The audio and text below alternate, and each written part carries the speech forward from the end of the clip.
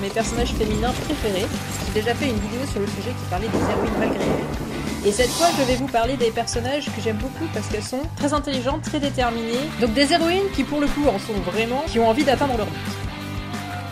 Bonjour Micha.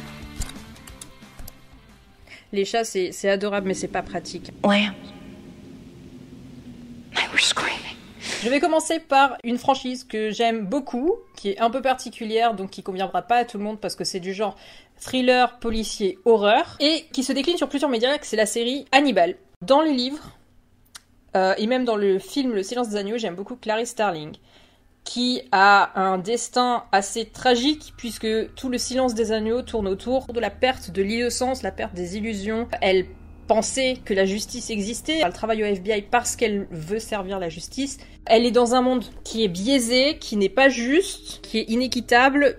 Un des aspects que le roman aborde à ce sujet, c'est l'aspect du sexisme, parce qu'elle est confrontée en permanence à des hommes qui veulent pas l'écouter. Elle est dans un milieu très masculin où les femmes sont peu représentées, et quand elle arrive sur une scène de crime, ou quand elle veut discuter ou donner son opinion ou aider à l'enquête, tout simplement, elle est souvent mise sur le carreau parce que les hommes veulent pas l'écouter. Ça, c'est une des représentations de l'injustice dans le roman. J'aime beaucoup ce personnage. Elle veut changer les choses tout en sachant que c'est pas possible. Gotcha. Dans la série Hannibal de Bryan Fuller, j'adore le personnage de Beverly. Beverly Katz, elle est intelligente, futée, courageuse. Honnêtement, pour moi, c'était un modèle. Et j'adore vraiment beaucoup ce personnage. Ça fait partie des personnages auxquels je m'identifiais vraiment beaucoup.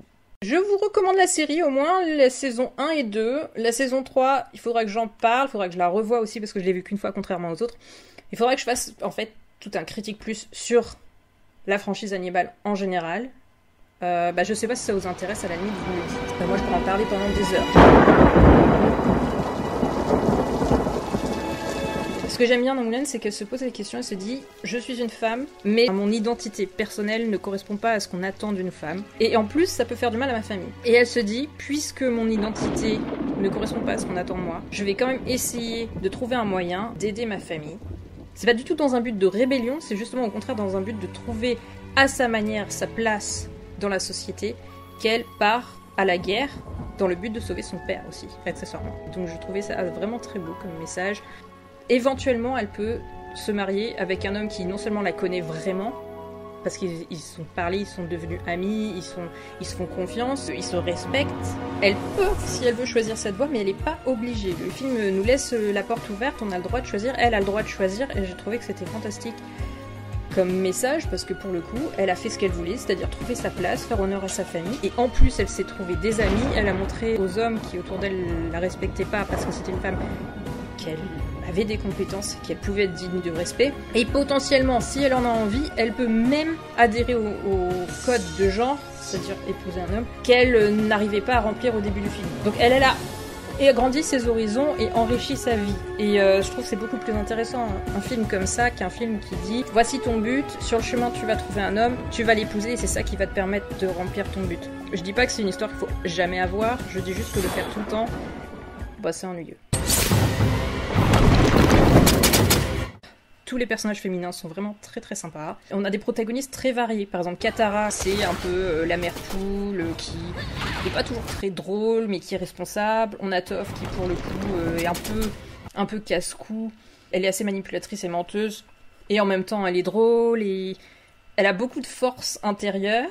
Et extérieure aussi, au passage. On a Suki qui est une guerrière, mais qui reste très féminine même quand elle se bat. On va avoir Azula qui, pour le coup, est complètement manipulatrice, cruelle, mégalomane, et en même temps on peut quand même avoir pitié d'elle parce qu'on sait pourquoi elle est comme ça. Donc plein de personnages qui sont tous assez variés, qui proposent divers modèles physiques et psychologiques de personnages féminins, donc on se retrouve pas avec que des jolies filles qui sont là pour le héros. Voilà, c'est quelque chose de vraiment rafraîchissant, en tout cas l'anime en lui-même, moi je le trouve vraiment super. Celui-là je vous le recommande à fond, surtout ne regardez pas le film.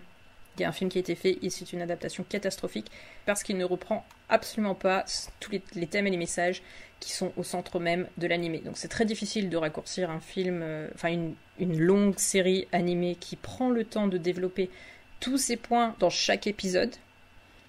Je dis pas que vous pouvez pas aimer le film en lui-même, j'en sais rien, mais perdez pas votre temps, regardez l'anime. We believe Lisa is suffering from environment-related despair. J'aime beaucoup aussi Lisa Simpson. J'ai pas regardé toute la série, je la regarde de temps en temps. Il y a des épisodes que je trouve extraordinaires et d'autres que je trouve médiocres. Et Lisa Simpson, en fait, je l'aime bien, pas forcément dans tous les épisodes, mais pour ce qu'elle représente, parce que c'est une série qui parle d'une famille américaine stéréotypée.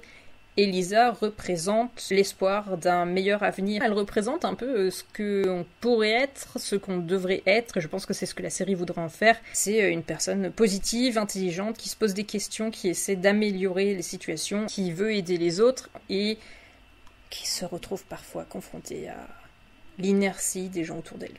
C'est un peu Cassandre, personne l'écoute.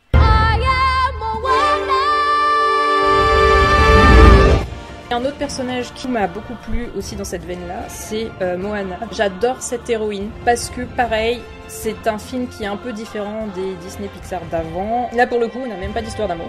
Je dis pas qu'il faut pas avoir d'histoire d'amour, personnellement, j'aime bien quand c'est bien fait, quand il y a une vraie relation. Par exemple, dans Mulan, il y a une vraie connexion entre les personnages. Ils se connaissent, ils s'aiment bien. C'est pas on se voit donc on va se marier.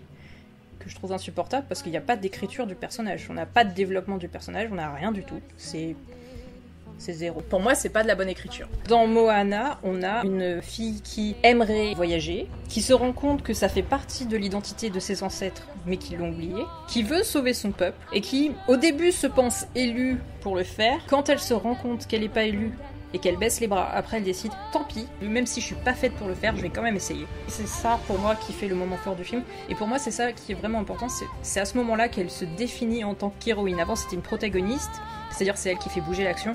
Mais au moment où elle décide volontairement de prendre les choses en main sans que quelqu'un, en l'occurrence l'océan, lui ait demandé de sauver son peuple, là elle devient une héroïne parce que c'est une décision personnelle. Je trouvais que ce film déjà est visuellement très beau, les chansons sont magnifiques, elles sont un peu différentes de d'habitude dans le sens où le rythme est pas aussi simple que pour un Disney, je trouve.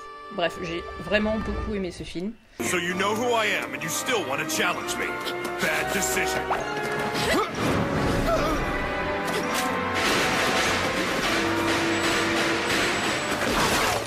Hey, Hawkeye, what the hell did you do that for? You know as well as I do, you're useless on rainy days. Please stay back.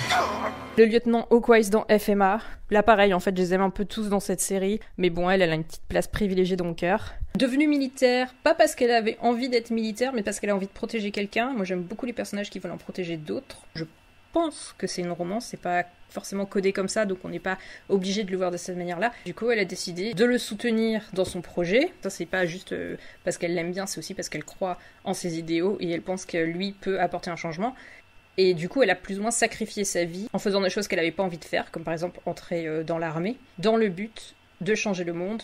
Fullmetal Alchemist, je vous recommande les deux animes, parce qu'il y a un animé qui a été fait avant la fin du manga, donc dont la fin change, et le deuxième animé suit totalement le manga. Honnêtement, je préfère le début du premier animé. La fin part un peu en cacahuète, on va dire ça comme ça. La première fois que je l'ai vu, je l'avais beaucoup aimé, mais en fait, en le revoyant, il y a des incohérences. Par contre, émotionnellement, je trouve que le début est beaucoup mieux travaillé. Ce manga, ces animés, je vous recommande tout. Je les trouve vraiment très sympas. Je suis très attachée à la notion d'unité du monde et d'harmonie et d'équilibre, donc forcément ça me parle. C'est pas juste de l'action, c'est philosophique, c'est vraiment une très bonne histoire, donc je vous le recommande. J'aimerais bien savoir si vous avez des personnages féminins que vous aimez bien, qui soient justement une sorte d'héroïne typique, pas forcément épique ou qui se battent, mais juste qui ont un but, qui vont faire de leur mieux pour y parvenir. Misha, tu sais quoi, je vais laisser le fin mot de l'histoire à mon chat. Misha! Tu veux me parler? Tu dis au revoir?